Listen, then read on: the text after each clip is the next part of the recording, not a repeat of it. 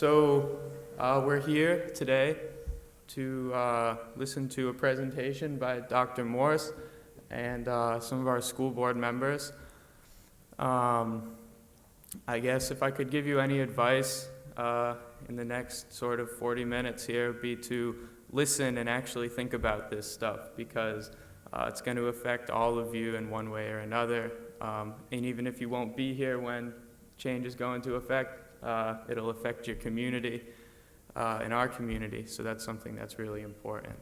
I'd really appreciate it if everybody could stay off your cell phones or your iPods or your Game Boys or whatever you got going. Just show these people some respect, like I know you all can. They're taking time out of their days to inform you about something that's really important. So we're going to have a brief presentation by Dr. Morse, and then school board members are going to answer some questions that were submitted by the student body. So it should be fun, it should be informative, so let's you help me in welcoming Dr. Morse.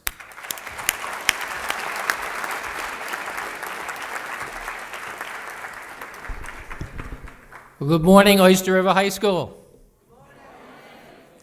It's really a pleasure to be here this morning. I just came back from Texas. My youngest son lives in Texas. And I really feel blessed that we live in New England. And many of you may know that I came from Maine and New Hampshire and Vermont and Massachusetts, Rhode Island, Connecticut. They're all special states. They're special because our democratic process for our country actually started in these states with town meetings. And this is very much like a town meeting where the people, you, get to ask representative government questions about direction. So for all of you who are in social studies classes, this is really what New England's all about. It's about the people being able to have conversations with their elected and appointed officials. So for me, this is a special day because this is actually the first time I've got to speak to all of you on an issue of importance, not just to the district, but to you. So if you're currently a sophomore at Oyster River High School, if the tuition agreement goes through with either Newmarket or Barrington, you would be a senior, so you'll be directly impacted by this decision. And if you're a freshman this year, you would be a junior. So for the juniors and seniors who are currently in the room, this may not feel like an issue of importance to you, but I would tell you that, as your Senate President said, it has an impact way beyond today and tomorrow. This decision that the school board will make will be a decision that will impact this high school for decades to come. So, I mean, if you envision yourself 20 years down the road and you're starting your children through Oyster River High School, it's a decision that will be made this month, possibly next month, that will really change the direction of our high school. So it's that important. I want to introduce the school board members here today. Tom Newkirk is the vice chair of the Oyster River School Board. Al Howland is our communications chair, and Ann Lane serves on communications and policy. So here's your lesson in representative government. They can't speak today. They can't speak today because they represent an elected body, and when they're in session, they talk a lot. When they're out of session, they have to be careful in their conversations because it can't appear that they're making decisions out of that school board meeting. So they have somebody like me, a superintendent, who speaks for them in between those meetings. But ultimately, it's not the superintendent who makes the decisions. I work for 7 board members, so I have a boss that's got 7 heads, and each of those heads has different thoughts about tuitioning and about a whole host of other issues. But at those board meetings, they have to come up with a majority vote on any given issue. So there's 7 of them. It takes 4 to pass an issue. I tell you that a 4-3 vote at the school board level is a very delicate vote. It means that the board is divided. So more often than not, if you look at a school board vote, you'll see 5-2, 6-1, 7-0, because they work toward consensus. So here we are today talking about tuition and tuitioning students and why we would do that. So let's talk about why. We want to bring in tuition students to Oyster River in order to maintain the programming that we currently have. Lots of the classes that you are in or going to be in have very small class sizes. And for all of you, that probably feels great if you're in a really small class because you have lots and lots of teacher time, you have lots of time to dialogue, you have lots of time to converse with your fellow students. But the problem is that if the classes get too small, they can't be offered. And the reason they can't be offered is all of this high school is run off taxpayer money. And the taxpayers expect class sizes to be reasonable. And the school board has passed a policy that said class sizes should be anywhere between 18 students and 22 students. In this room, I know that many of you are in classes that are actually smaller than that. So bringing in tuition students allows us to continue to offer programs that are important to you. They also allow us to open up opportunities that don't currently exist because we need students in order to offer additional programming. And that's to enhance programming. The next issue is decreasing the cost per student. May not be a big issue to you, but it's a big issue to your parents, and it's a big issue to all the people in the district who don't have children at Oyster River High School. And here's a piece of data that you need to know. 4 out of 5 voters who vote for the school budget have no children in the district. So we have to keep people engaged in the work that you're doing in school and the teachers are doing in school every single day in order for the budget to pass in March. The school board set a goal for me to identify ways of bringing revenue into the district that didn't tax your parents and tax non-parents in the district. And that's called an alternative revenue stream. Tuitioning students brings in money, and that money helps sustain our district. And I've talked about lowering tax efforts, and then let's talk about this building. This is the most amazing high school in the Seacoast area. You have this beautiful auditorium, you have great space, it's all state-of-the-art, it was updated less than 10 years ago. If you were visiting other high schools, as many of our athletes do, our musicians do, and so forth through competitions, many of the high schools that we visit aren't nearly as nice as this one. So the bottom line is we have this really wonderful facility, but it's about half full. And you say, well, how can that be? Because I see all these kids in the room, I see my friends walking up and down the hallway. But if we applied the state of New Hampshire guidelines to the size of this facility, it can actually hold over 1,200 students. And today we have about 680. But the school board also passed a policy, or actually has had a conversation about what the threshold of size that they would feel comfortable having our high school be. And the conversation centers on no more than 900. So if we're slightly half full, more than half full, they start getting uncomfortable, the community starts getting uncomfortable, the teachers start getting uncomfortable when I start talking about 900 being the threshold. Well, we're very fortunate in the sense that we already have a relationship with, I know, Alex. You all know Alex Taylor? He's the wizard in the room. So I'm going to talk without the notes. Believe me, I can do this. I've done this several times now. So about a year ago, the school board asked me to have a capacity study done, and that's why I know how many students the building can hold. And then in addition to that, we every year have a long-range planning committee meeting, and they project how many students will be in the district as we go forward in time. And what's happening to us, Madbury, Lee, and Durham, is there are fewer and fewer students who live in the district who attend Oyster River High School. So about 5 years ago, we entered into a relationship with the Barrington school system. Any Barrington students here? See these kids right here? They want to be here. They want to be here with you all, and their parents and their school district are paying for them to be here. So if you have friends from Barrington, that's what a tuition student looks like. They look just like you. They're great kids who want a great education, and they want it here, just like you get to have it here because you live here.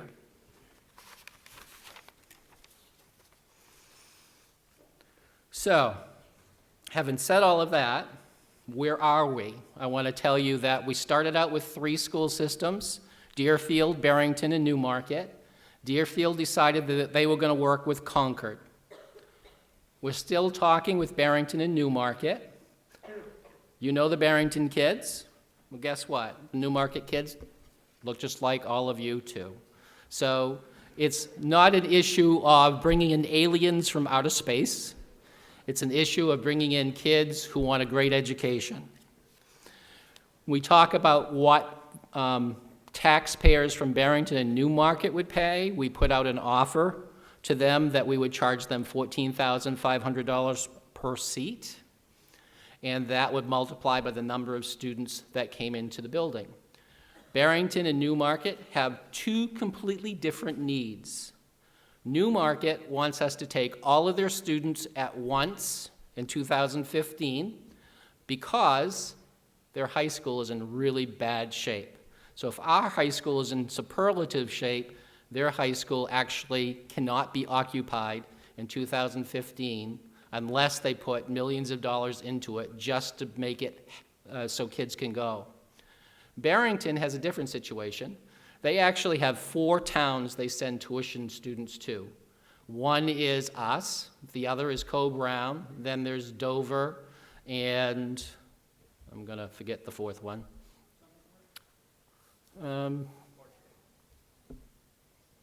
Some in Somersworth, but not much. Maybe they have 3 towns. My head is a little tired. I was just explaining to Todd, your principal, that I got at least 2.5 hours sleep last night because I just flew in from Texas. So, having said that, if I blank out like this, please forgive me. Newmarket would like a 15-year deal with us. So if we went with Newmarket, they would be here for 15 years. Barrington wants a lesser amount of time, 10 years. Barrington wants to maintain choice, so we would not get all of their kids. They have over 400 high school kids, and we couldn't bring them in and keep that 900 threshold. And so those are the highlights of the 2 districts. I would say that ultimately, either school system has great kids with great families who want the same thing you get because your parents pay taxes in the district and you live in the district, a great education. So all of this comes down to, for us, making sure we can give you the best education we possibly can, making sure that we can grow our programs so they meet your needs, helping taxpayers by cutting the tax rate, and ultimately maintaining Oyster River High School as a high school of excellence. So I'm going to stop talking because I know that you have limited time and turn it over to your Student Senate questioners, and I'll answer their questions.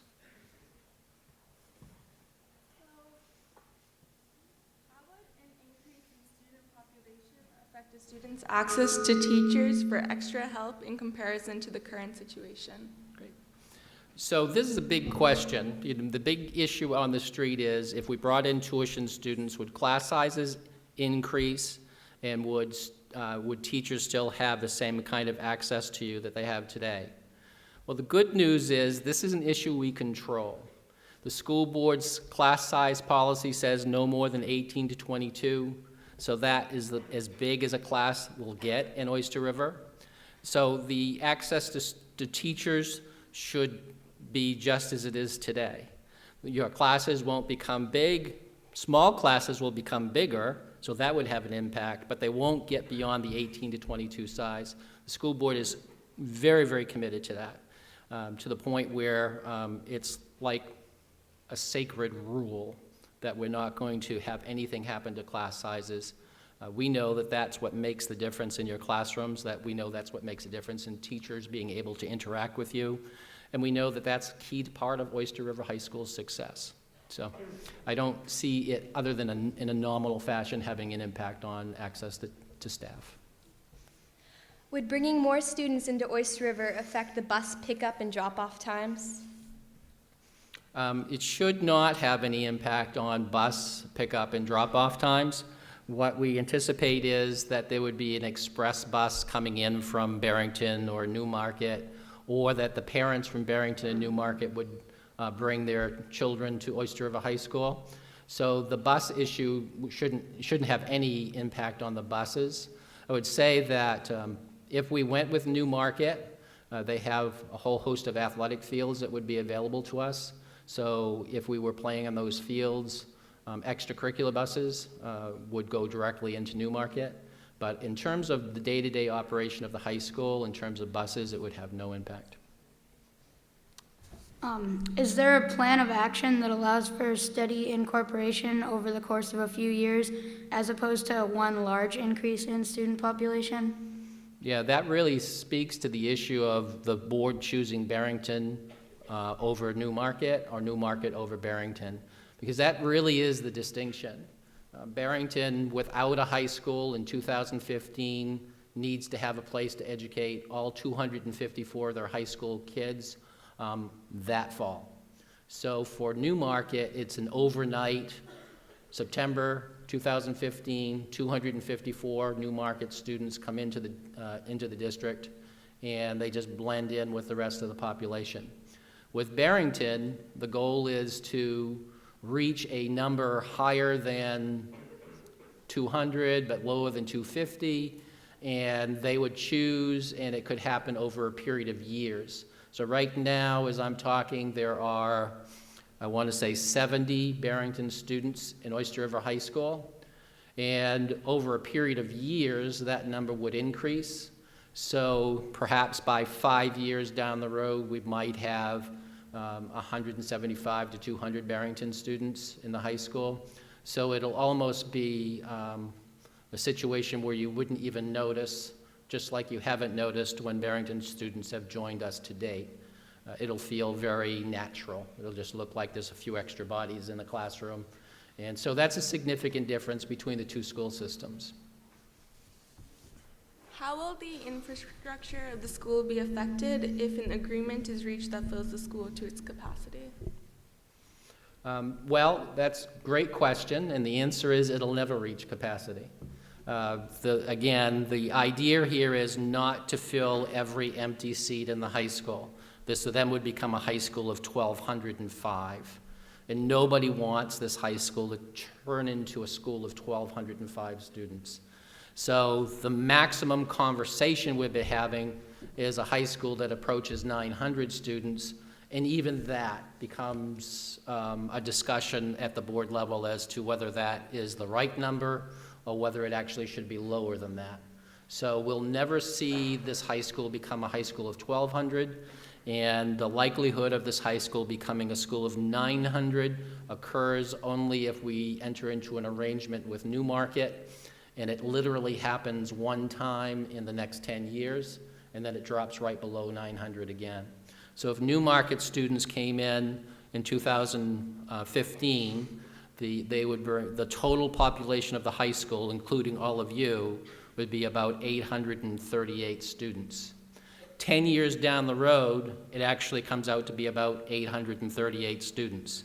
But about the 7th year, the population of Newmarket and Oyster River actually bumps past 900. It goes to like 902, but then it instantly drops back down again. So there is a point in time where we do reach that 900 threshold, but it's only for a year, and then it's gone. Do you believe the numbers that suggest a decline in student population over the next 10 years are accurate and reliable enough to use as a factor in this decision? You know, I get asked this question at every public meeting, and this is really the heart of the issue. Do you believe in the enrollment projections that are occurring relating to our district? And the only answer really that I can give is yes. And the reason I have to say that is it's not just one set of data that I use, it's actually 3 sets of data from 3 different locations. One comes out of Concord, and one comes out of Massachusetts, and one comes right out of here in our school district, the Long Range Planning Committee. And I have to say that the Long Range Planning Committee is made up of your parents and your friends and neighbors, and they customize the enrollment data to our district. So a lot of people say, oh, don't bring in too many kids because the enrollment may change. The reason that I believe that the enrollment projections are pretty solid is because the decline in student enrollment is happening throughout the state of New Hampshire, throughout the state of Maine, and throughout the state of Vermont. New England is actually experiencing a decline in students. So believing the numbers, I absolutely believe the numbers. Does that mean that I think that they will be exactly right every single year? No. It means there's a margin of error, and that margin of error is anywhere between 2 and 8%. The further you get out in time, the bigger there's an error. The closer you are to where you are in time, the more accurate the numbers.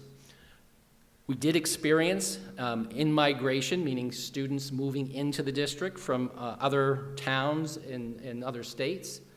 This year, it was about 60 students. So everybody thought the enrollment projections are wrong. But actually, the enrollment projections were right. What happened was the students all arrived in the wrong location. And so what happened is it caused us to have an over-enrolled elementary school and an under-enrolled elementary school. But the enrollment projections have been pretty accurate over the years, plus or minus that 2 to 8%. And so when you're making decisions about the future, you have to make them based not just on a guess, but what you think might occur. And that really is based on what's happened in the past. So enrollment projections look at the past 10 years, and then they say, okay, if that's what's happened in the last 10 years, then this is what should happen in the next 10 years. Is there any projection as to which courses or programs could be cut if no agreement is met? No. So the question about cutting programming, that's months away, years away. We don't try to do that kind of work unless we have to. The idea is that if we had no tuition students, what would we do? Would we become a smaller high school? Would we have larger class sizes? Would we shut down a schoolhouse? Would we lay off staff? Maybe yes to all of that, but there's no serious work being ongoing right now to try to do that because we're more on the optimistic side of things, thinking that a number of tuition students coming in to our high school means that we'll have what we want. If everything went south and we didn't have any tuition students, then that conversation would occur. And by the way, who makes the decision about tuition students? It's your parents. It's the 18-year-old seniors who are here. It's the non-parents in our community, because even though the board would say, let's go with one of those 2 school systems, they don't have the final say. The final say actually is at the voting booth. So again, going back to that opening comment about democracy, ultimately, whether we have tuition students or not is the voters' choice in March. So it's a pretty incredible process when you think about this meeting with all of you, and we've probably had a half dozen meetings at this point in the evenings with parents and taxpayers, and we've had meetings with staff. I've had several meetings with the high school staff. I've had meetings at the elementary level, and now all of you. It's an exhaustive process to get to a place where the board makes a decision, and then to realize once they've made a decision, there's still one final step to go through, and that's the voters. Yeah.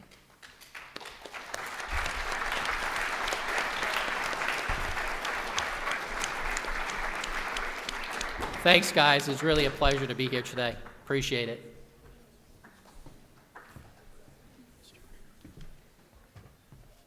All right, that's all we have for you guys today. Thank you for being so respectful and attentive. I hope everybody learned something, and hope you're leaving smarter than you came in. One more thank you for Dr. Morse and our school board members.